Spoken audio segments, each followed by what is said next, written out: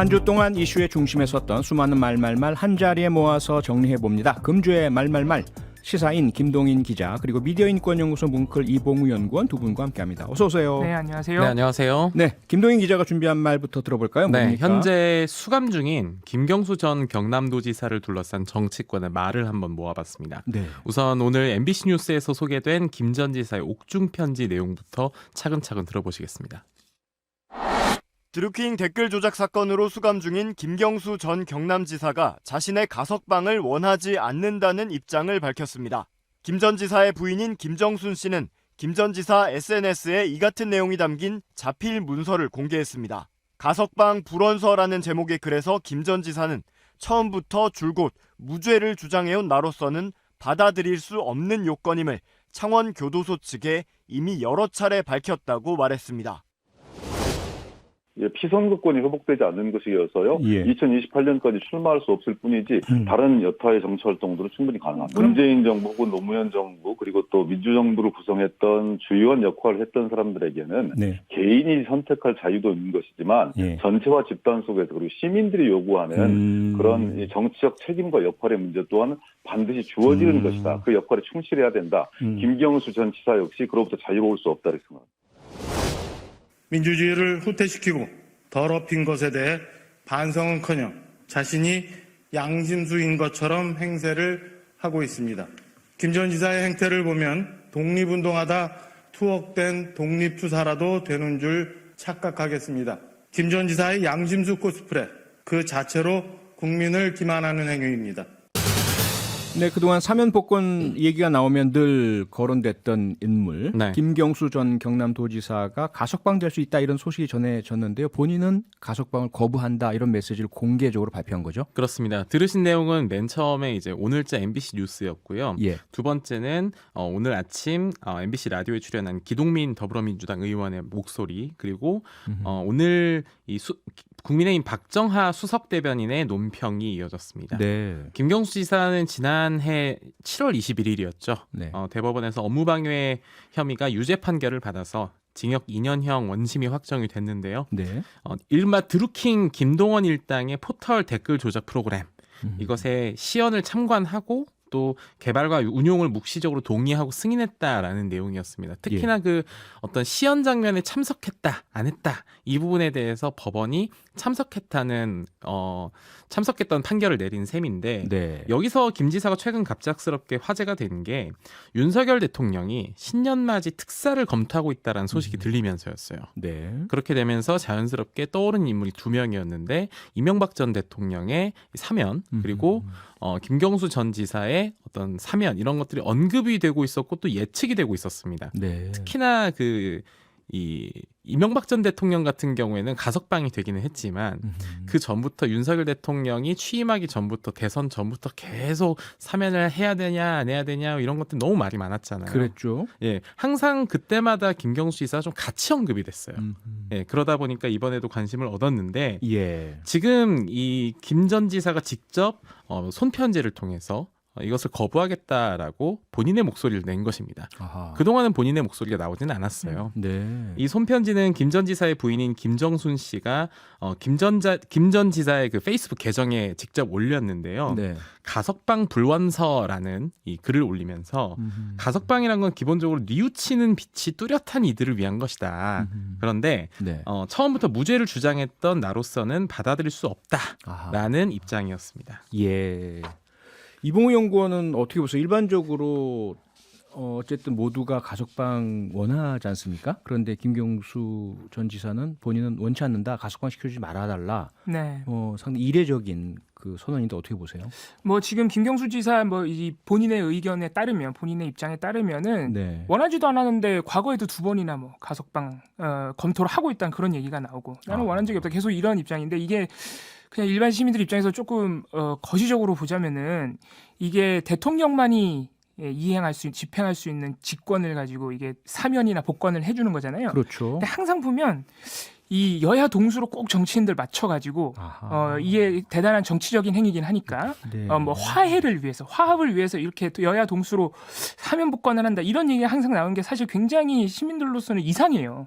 왜냐하면 지금 이명박 전 네. 대통령도 사실 네. 언론 보도 보시면 이 사면과 관련해서 무슨 죄를 지었는지 보도가 안 나옵니다. 이와 대비되게 또 김경수 지사는 사실 드루킹 사건에 조금 언급이 되는 편이지만 네. 사면 복권 얘기가 나올 때마다 이분들이 과거에 무슨 죄를 지었는지는 사실 알려지지도 않은 채로 자꾸 풀어주겠다는 얘기만 하니까 아, 그렇죠. 잘 와닿지도 않는 뭐 정치적 화해 이런 얘기만 하니까 예. 앞으로는 사면 얘기가 나와도 일단 기본적으로 이분들이 어떤 혐의로 이렇게 형을 살고 있는지에 대한 네. 판단과 검토가 먼저 이루어지고 그걸 국민에게 충분히 설명하고 그런데 이런 이유로 사면합니다. 이런 절차 좀 있어야 되지 않나 이런 생각도 듭니다. 네, 그래서인가요? 기동민 의원 목소리도 네. 들렸었는데요. 기동민 의원은 김 전 지사가 들러리가 되지 않겠다라고 말했다고 좀 전해줬죠. 네, 전언을 이제 기동민 의원이 예. 밝힌 셈이 되었는데요. 예. 기동민 의원 같은 경우에는 어제 자신의 페이스북에 이런 말을 남겼습니다. 김경수 전 지사도 가석방은 원하지 않는다. MB 사면의 들러리가 되지 않겠다는 단호한 입장을 전해왔다. 한마디로 본인이 직접 자필로 쓴 내용 말고 네. 이제 건네들은 얘기들을 직접 전해주고 이거를 다시 오늘 아침 라디오에서 풀어서 설명을 한 겁니다. 이렇게 풀어서 나온 내용들 이 언급된 내용 중에서 조금 좀 주목해봐야 될 지점들이 있습니다. 네. 특히나 내년 5월이면 출소다. 이미 형기의 70%를 지금 복역했는데 이 상황에서 특별 사면 검토를 하는 건 좀 꼼수다 이렇게 이 주장을 했고요. 또 네. 사면되지 않고 만기 출소하더라도 정치 활동은 가능하다. 그러니까 우리가 보통 이 피선거권 박탈이라고 하잖아요. 네. 이게 2028년 4월까지입니다. 김 전 지사 같은 경우에는요. 예. 그때까지 선거는 나설 수 없지만 정당에서 정치 활동을 할 수 있다는 거예요. 본인은 후보로 나서지 못하지만 정당이나 다른 후보로 도와줄 수 있다 이 말씀이죠. 네, 여기서 한 발 더 나아가서 본인이 원하지 않더라도 지지층들이 그걸 원한다면은 그 뜻에 따라야 된다라는 얘기까지 남겼습니다. 그러다 네. 보니까 이 김경수라는 이름 자체가 지금 민주당에서 굉장히 강하게 부각되고 있는 것 아니냐 이런 정치적인 관측도 가능하겠죠. 네, 민주당 안에서 김경수라는 이름이 강하게 부각된다는 말씀. 아무래도 이제 더불어민주당 내 그동안 좀 침체돼 있었던 소위 말하는 친문 의원들이나 네. 어떤 세력의 구심점 역할을 해야 한다 이렇게 들리네요. 네, 정치적으로 분석을 하시는 분들은 일단 이 관측에 상당히 무게감을 싣고 있습니다. 네. 무엇보다도 지금 김경수 전 지사의 특별 사면을 바라는 이들도 많았어요. 그거는 특히나 한때 친문 적자라고 불렸기 때문에 네. 이 당내에서 입지가 상당하고요. 그렇기 때문에 어떤 구심점 역할을 하지 않겠느냐라는 거였는데요. 예. 이런 이야기들이 나오는 배경도 좀 생각해봐야 됩니다. 아무래도 이재명 이 당대표의 어떤 사법 리스크, 어쨌든 수사망이 좁혀오고 있는 상황이기 때문에 네. 그 뒤를 고민해야 된다라는 게 아무래도 당내에서 이재명 대표에게 좀 반발을 하는 인사들은 조금 더 고민할 수밖에 없겠죠. 네. 특히나 그 기동민 의원이 남긴 말, 그러니까 지지자들의 요구라는 지점이 그래서 더욱더 주목을 받고 있는 겁니다. 네. 이 당내 활동 가능하다는 것은 사실 당대표까지도 가능한 상황이니까 그리고 당내에서 사실 어떤 뭐랄까요 중량급 인사로서 한마디씩 하는 것만으로도 그것도 넓은 의미에선 정치 활동으로 볼 수 있는 것 아니냐 네. 이렇게 볼 수 있습니다. 여권에서는 당장 이런 김경수 지사 전 지사의 입장 표명에 대해서 반발하는 또는 뭐랄까 비판하는 이런 반응이 네. 나오고 있죠. 대통령실에서도 관련 발언이 나왔죠. 그렇습니다. 조금 전 들으신 내용 이제 박정화 수석 대변인의 표현들 좀 자극적이긴 하지만 네. 양심수 코스프레를 하고 있다 이렇게 강도 높게 비난을 했는데요. 예. 특히나 지금 김경수 전 지사가 유죄 판결을 받은 내용 자체가 민주주의의 근간을 어지럽히는 댓글 조작 사건이다. 이 점을 지금 강조를 하고 있습니다. 네. 드루킹 댓글 조작 사건 핵심 같은 경우에는 시연을 보았느냐 요건데 네. 현재 본인이 가석방을 불언한다는 것 자체가 죄를 인정하기 어렵다는 어떤 주장과도 일치하거든요. 네. 그렇기 때문에 여당 입장에서는 그 지점을 어쨌든 계속 파고들 것으로 보입니다. 왜냐하면 더불어민주당 같은 경우는 댓글 조작 사건에 대해서 어쨌든 피해를 본 입장이었었고 당시만 해도요. 네. 특히나 그 댓글 조작 사건이 국정원에서 주도적으로 벌어졌다라는 이 부분 때문에 사실 거기에 대해서 굉장히 반발을 크게 했었는데 이 드루킹 사건이 터졌던 거거든요. 그런데 이제 대통령실에서도 관련된 입장들이 나오긴 했습니다. 대통령실 고위 관계자 말로 윤석열 대통령이 이런 데 반응하는 스타일은 아니다. 이 사면에 대한 기본 원칙과 기조가 달라지진 않을 것이다라고 하면서 네. 별로 신경 쓰지 않는다. 이런 냉담한 반응을 보였습니다. 그러니까 김경수 네. 지사가 불언서를 써도 예. 이게 대통령의 사면권을 이행하는 데는 사실 아무 영향이 없는 거잖아요. 제도적으로는. 그렇죠. 그렇다 보니까 그런 것 같습니다. 네. 이봉영 건 앞서 뭐 사면 좀 납득하기 어렵다. 왜냐하면 여야 그냥 그 균형 맞춰서 뭐 화해한다고 하는데 각자의 형량이나 또는 혐의나 이런 것들에 따라 좀 밝히고 국민의 동의를 구해야 되는 거 아니냐 이런 말씀 주셨는데 지금 이런 김경수 전 지사 입장에 대한 국민의힘이나 대통령실의 반응 이 부분은 어떻게 보세요? 글쎄요, 여전히 제가 아까 말씀드린 이 정치인들의 논리가 반복되는 부분이기 때문에 네. 이게 물론 정치적으로는 굉장히 중요한 의미가 있죠. 그런데 이제 국민들을 좀 설득하는 과정이 좀 더 필요할 것 같아요. 알겠습니다. 네, 어쨌든 뭐 사면이 네. 되든 가석방이 되든 혹은 안 되든 네. 또 본인이 원치 않기 때문에 또 안 하게 되든지 간에 네네. 김경수라는 이름 자체는 지금부터 상당히 중요한 의미를 가지고 계속 거론이 되겠네요. 네, 그렇습니다. 그렇기 때문에 이번 불언서가 그래서 더더욱 주목받고 있는 건데요. 예. 특히나 그 정계 분석하는 일종의 어떤 기사들 혹은 발언들을 좀 보면 네. 한 중진 의원 민주당 소속의 한 중진 의원이 중앙일보와 인터뷰한 내용에서 언급된 내용이 좀 재밌더라고요. 네. 윤석열 대통령 김 전 지사에 대해서 이 복권 없는 사면을 하겠다고 이제 논의가 되고 있다라는 보도가 나왔잖아요. 네. 이거는 이재명 대표 중심이 민주당의 분열을 꾀하겠다는 의미다. 아하. 사실은 대통령실은 신경을 네. 쓰든 안 쓰든 이 이름이 언급이 되고 또 그것 때문에 민주당 내부에서 어쨌든 반명 이 세력이라고 하죠. 네. 이재명 대표 체제에 반발하는 인사들이 구심점을 두고 모이는 것만으로도 어쨌든 일종의 효과를 거둘 수 있는 것 아니냐. 아하. 예, 이런 정치적인 노림수가 있다라는 분석도 나오고 있습니다. 물론 그 정무적으로 그런 계산까지 미리 생각하고 이 사면에 대해서 어느 정도 보통 우리가 연기를 피운다고 하죠. 네, 네. 그렇게 어느 정도 노출했을 수도 있습니다. 그런데 어쨌든 간에 만기 출소를 하더라도 네. 만기 출소가 얼마 남지 않았어요. 5개월 정도 남았던 네. 거예요. 그리고 나서 분명히 어쩔 수 없이 이 이름은 김경수라는 이름은 현재 민주당 내부에서는 계속적으로 지속적으로 언급이 되지 않겠느냐 이런 네. 예측들이 나오고 있습니다. 사실 박근혜 전 대통령 사면 얘기 나올 때도 그 얘기가 나왔었잖아요. 그렇습니다. 그럼 뭐 누굴 지지할 것이냐. 네, 그리고 보수 진영의 어떤 분열이 일어날 네. 거예요. 근데 그렇진 않은 것 같고 네. 물론 이제 두 분의 나이나 여러 가지가 다르긴 하지만요. 또 본인이 완전히 이제 은퇴한 것처럼 그렇죠. 들어갔기 때문에 그러니까요. 다음 말로 넘어가 보죠. 이봉우 연구원이 준비한 말 어떤 것입니까? 하나도 못 먹었다. 이게 어. 공영방송 이사 자리를 두고 국민의힘 박성준 의원이 그저께 한 말인데요. 네. 무슨 말을 했는지 펜앤드마이크 유튜브 음성 통해서 들어보겠습니다. 그러면 지금 현재 KBS는 7대4, 여당 7, 야당 4. 근데 여당 7은 우리 하나도 못 먹고 있죠. MBC 6대3, 하나도 못 먹고 있죠. 그런데 그 새로 자기들이 제시한 방송법대로 보면 17대4 아니면 16대5 영원히 민노총 민주당 합작이 되는 거죠. 정치권 그다음에 방통위는 민주당이 완전히 장악하는 그런 게 그 애들이 유명하니까 시청자위원회 직능단체 대표들 그 애들 민노총이 거의 장악하는 그렇게 합작국이 영원히 우리는 그다. 근데 내용을 보면 공영방송의 지배구조 이야기로 이해가 되는데 그렇습니다. 근데 표현 자체가 여당 몫을 우리가 못 먹고 있다.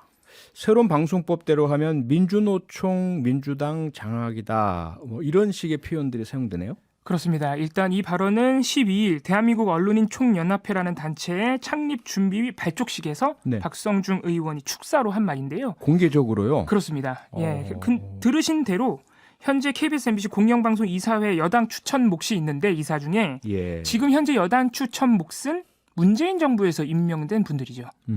그렇다 보니까 지금 우리가 집권을 했는데도 하나도 못 먹고 있다는 표현을 썼습니다. 네. 그러니까 이게 어떻게 들리냐면은 정부 여당으로 집권하면 무조건 공영방송 이사를 집권당이 가져가야 한다. 조금 더 직설적으로 얘기하면 장악해야 된다 이사회를 라는 의미로 들리기 때문에 지금 논란이 되는 것인데요. 그러네요. 방송법상 공영방송 이사들을 여야 정당이 추천한다는 대목은 없습니다. 그렇다면서요. 네, 사실은 이게 처음 방송법이 만들어질 때 한 35년 전이죠. 87년에 만들어질 때 또 그런 내용이 없었는데 예. 이게 이제 편의적으로 정치권에서 이렇게 하다 보니까 아하. 방통위도 좀 편한 면이 있죠. 방통위가 사실 추천해서 임명하는 건데 네. 방통위도 이 책임도 조금 덜면서 정치권에 이렇게 추천권을 넘기면서 예. 그런 잘못된 관행이 지금까지 온 것이거든요. 근데 이런 상황에서 반드시 우리가 먹어야 해라는 표현이 나오다 보니까 아하. 물론 박성중 의원이 원래 조금 직설적인 면이 있습니다만은 네. 네, 그런 상황이다 보니까 논란이 됐고요.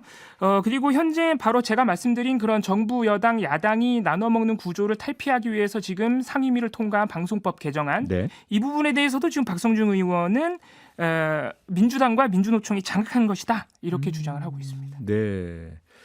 언론계에 계신 김동인 네. 기자, 네 어떻게 보십니까? 그러한 박성중 의원의 주장, 뭐 표현이 거칠지만 사실입니까? 아니면 이 부분에 대한 사실관계에도 문제가 있습니까? 어떻게 보세요? 뭐 가장 이런 발언까지 나오게 됐던 것은 문재인 정부 때 빨리 방송법 개정을 했어야 되는 네. 문재인 정부의 책임이지 않나라는 기본적인 생각이 들고요. 예, 짚어주시고요. 네. 네. 공영방송이 공영방송으로서 기능을 하기 위해서는 이게 그런 게 있습니다. 저는 어쨌든 그 회사에 소속되어 있는 어쨌든 사기업이잖아요. 네. 사기업에 소속되어 있는 기자예요. 예. 그런데 공영방송이라는 것은 기본적으로 공공의 이익을 바탕으로 하기 위해서 네. 어쨌든 공공 프로세스를 통해서 선출된 경영진들이 운영을 하는 것이고 그렇죠. 그렇기 때문에 우리가 그거를 일종의 독립성을 보장하는 공간으로 만들겠다라는 거예요. 사기업은 어쩔 수 없이 편향적으로 갈 수도 있습니다. 예. 그런데 그러지 않도록 하는 청정 지역을 하나 만들자라는 건데 그걸 거기를 이제 먹어야 된다, 뭐 몇 명을 더 데려와야 된다, 이렇게 이사회 장악을 해야 된다. 이런 논리 자체가 굉장히 상당히 구시대적이다 이렇게 볼 수밖에 없겠죠. 네. 김동인 기자만이 아니라 이봉호 연구원, 언론계에서 상당히 많은 비판들이 나오고 있죠. 그렇습니다. 이 박성중 의원 발언에 대해서 어제 전국언론노조는 곧바로 논평을 내서요. 예. 낯뜨거운 발언이다. 귀를 의심케 한다. 이렇게 강하게 비판을 했고요. 네. 특히 지금 현재 방송법 개정안 상임위를 통한 그 공영방송 지배구조 개선안에 이사에 대해서 자꾸 이렇게 여야가 나눠 먹으면서 논란이 많으니까 이사를 대폭 늘리면서 21명으로 대폭 늘리면서 방송 직능 단체 그리고 시청자위원회 그리고 학회 이렇게 다양한 분야의 사람들 전문가들을 이사에 추천하는 것으로 이렇게 지금 안이 들어가 있어요. 네. 근데 지금 박성중 의원이 그분들도 다 민주노총과 민주당 편이다. 그쪽에 장악돼 있다라고 주장을 하다 보니까 네. 말씀드린 학회, 직능단체, 시청자위원회가 모두 성명을 냈습니다. 아하. 네, 예를 들어서 시청자위원회 같은 경우에는 방송법상으로 여야가 추천하는 게 아니고 방송법상으로 뭐 학부모 단체, 장애인 단체, 노동 단체, 문화예술인 이렇게 다양한 직군의 분들이 추천해서 시청자위원회가 구성되기 때문에 여야와 관계가 없다. 네. 모욕적이다. 직능단체도 이게 꼭 민주노총 산하 노조 기자나 PD만 들어가 있는 게 아니고요. 이제 다른 노조 분들도 다 들어와 있죠, 당연히. 종편 직능단체니까. 기자들도 다 들어가 있다면서요? 그렇습니다. 네. 학회는 말할 것도 없이 다양한 성향의 학회가 있는 것인데 당연하겠죠.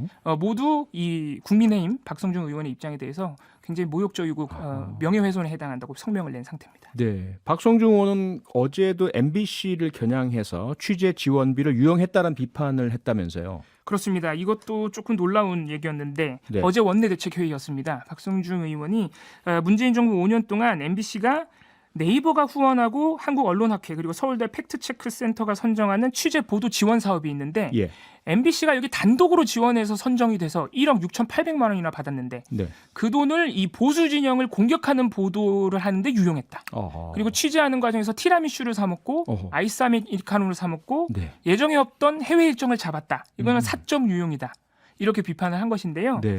이것에 대해서도 어제 곧바로 MBC, 서울대 팩트체크센터, 언론학회가 모두 성명을 내면서 반박을 했습니다. 아하. 일단 MBC가 단독으로 신청했다는 것은 이게 무슨 수의계약처럼 MBC가 혼자 이렇게 해가지고 된 게 아니라 네.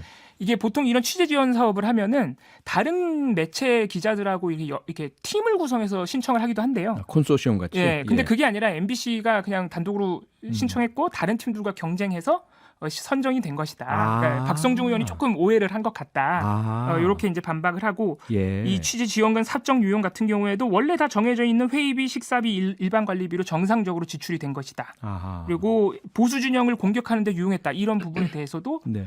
보도를 보면 그렇지가 않다. 예를 들어 제주 4.3 같은 경우에도 미군정의 비밀 문건을 우리가 처음으로 발굴해서 미국의 책임을 이렇게 주요하게 보도했던 것이지 네. 뭐 보수 정권을 비판한 게 아니다. 이렇게 반박을 했습니다. 네.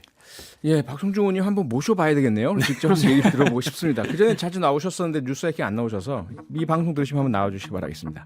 저희도 광고 듣고 말말말 계속 이어가겠습니다. 네, 금주의 말말말 김동인 기자, 이봉우 연구원 두 분과 함께 하고 있습니다. 다음 말말말 어떤 겁니까? 네, 12일부터 내일까지 전국 장애인 차별 철폐연대가 출근길 지하철 탑니다 선전전을 지금 하고 있는데요. 네. 이미 지난주에 서울시가 이 출근길 선전전에 대해서 무정차 통과를 하겠다. 지하철을. 네. 이렇게 예고를 한 바 있습니다. 그래서 먼저 어제 MBC 보도를 통해서 이 지하철 선전전 현장에서 어떤 말들이 오갔는지 MBC 보도로 들어보겠습니다. 네. 그동안 장애인 이동권과 교육권 등을 요구하며 이들이 벌인 지하철 시위는 80여 차례. 시위가 장기화되면서 열차 지연에 따른 민원이 9천 건에 이르자 서울시는 무정차 운행 카드를 꺼냈습니다. 승객들 사이에선 대체로 필요한 조치라면서도 또 다른 불편을 걱정하는 목소리도 나왔습니다. 일단은 그 역을 이용하는 분들 빼고는 확실히 편하다고 느끼실 거고 정차하게 되면 모두가 다 불편해지니까. 저는 이렇게 되면 삼각지역으로 이동을 안 하고 아예 다른 대중교통 이용할 것 같아요. 장애인 단체 측은 자신들은 원래부터 무정차 상태였기에 더욱 절망스럽다며 장애인과 시민을 갈라놓지 말라고 반발했습니다. 무정차 대책을 통해서 시민들과 장애인들 서로를 갈라놓는 방식의 혐오와 비난이 이제 멈추고. 네, 무정차 통과 관련해서 여러 우려들이 사전에 많이 제기가 됐었는데 실제 어제까지는 괜찮았는데 오늘은 실제로 무정차 통과를 했다고요? 그렇습니다. 일단 방금 들으신 그 음성에서 앞선 두 분의 목소리는 이제 시민들의 반응입니다. 네. 보시면은 약간 걱정도 하면서 또 하면은 더 문제가 발생되는 거 아니냐, 더 불편한 거 아니냐 이런 걱정도 있으시고요. 예. 마지막 목소리는 이제 박경석 전장현 대표였는데 네. 사실 방금 들으신 대로 지난주 12월 8일에 서울시가 무정차 통과를 방침을 이미 예고했을 때 이 장애인 단체들 같은 경우에는 이미 우리들한테는 무정차였다. 원래도 타기 힘들었다는 거죠. 네. 그런데 오히려 이 우리가 탑승을 한다는 이유로 서울시가 시민들에게 의도적으로 더 큰 불편을 줘서 무정차 통과하면 더 불편하잖아요. 예. 더 큰 불편을 줘서 시민과 장애인들을 좀 갈라치게 하는 거 아니냐. 장애인들을 더 미워하도록 네. 이렇게 반발했었는데 사실 또 전장의 입장에서 시민들 불편을 또 걱정하지 않을 수가 없습니다. 당사자들도. 아, 그렇죠. 그래서 어제까지는 이 5분 내 탑승을 유지했어요. 그래서 이렇게 탑승을 하도록 빠르게 탑승하시고 이제 내릴 때도 마찬가지라서 어제까지는 무정차 통과가 일어나지 않았습니다만 네. 오늘 아침 이 출근 시간 오전 8시 50분경이었는데요. 오늘은 이 전장현이 이 지하철을 타고 간 다음에 서울경찰청 앞에서 기자회견이 있었습니다. 네. 왜냐하면 경찰이 얼마 전 집회에서 이제 과잉 대응한 것 때문에 인권위에서 권고가 나왔어요. 아하. 그래서 이제 경찰을 좀 규탄하는 기자회견을 하러 가다 보니까 예. 그 기자회견에 필요한 이 사다리를 가지고 갔습니다. 네. 근데 이제 사다리를 지하철에 태우려 그러니까 이것도 공사에서 막은 거예요. 아하. 그래서 공사와 이 장애인들 간의 실랑이가 벌어지다가 지연이 되니까 오늘은 딱 한 번 무정차 통과가 이제 발생했던 것입니다. 아, 그랬군요. 네, 전작년 이번 선전전 뭐 서울시 측에 대한 그 무정차 통과에 대한 반발도 있지만 사실 원래 본질은 장애인 권리 예산, 그렇습니다. 그렇죠? 원래 정치권에서 약속했던 네. 그 보장이지 않습니까? 그렇습니다. 일단 이 무정차 통과에 대해서 장애인들이 더욱 반발했던 이유는 이 예. 서울시가 근거로 든 것이 공사 내부 규정 중에 소요 사태나 이례적인 상황에서는 무정차 통과를 할 수 있다. 이 조항을 근거로 들어버린 거예요. 아, 네. 이제 장애인들 입장에서 우리가 아무리 이게 시위라고 하더라도 우리 단순히 탑승하는 행위인데 그걸 소요 사태라고 해버리면 네. 굉장히 이제 장애인들 입장에서는 좀 기분이 나쁠 수 있는 것이죠. 이 부분 때문에 굉장히 반발을 했던 것인데 아하. 핵심적인 것은 사실 지난 11월에도 선전전을 했습니다. 지하철 예. 탑승 시위를 했었는데요. 그랬죠. 그때 당시에 이 보건복지위에서 국회에서 장애인 활동 지원 서비스 단가를 인상해주고 또 탈시설 사업 확대 예산도 대폭 반영을 해줘가지고 네. 이때 중단했습니다. 일주일 만에. 예. 그런데 이제 그 이후에 가장 중요한 건 사실 이동권 문제인데요. 이동권이 달려있는 저상버스 도입 예산이나 콜택시 운전원 고용 등 이런 예산들은 2천억 가량이 삭감된 채로 반영이 된 거예요. 아, 예. 그래서 이번에 다시 선전전에 나선 것이고 또 이게 내일이 당장 기한이 예산 처리 네. 기한인데 네. 이게 다 이게 저도 모르게 당연하다 그랬는데 지금 여야 입장에서 이 장애인 권리 예산이 굉장히 후순입니다. 그러니까 별로 쟁점 사안이 아니다 보니까 제대로 반영된 것은 맞느냐.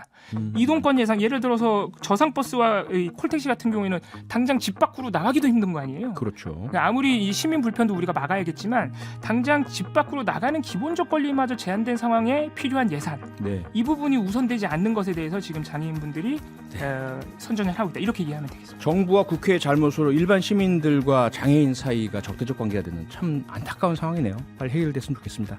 시사인 김동인 기자 그리고 미디어 인권연구소 뭉클 이봉우 연구원 두 분과 함께했습니다. 두 분 수고하셨습니다. 네, 감사합니다. 네, 고맙습니다. 고맙습니다. 평일 저녁 6시 5분에 여러분을 찾아갑니다. MBC 라디오 표창원의 뉴스 하이킥.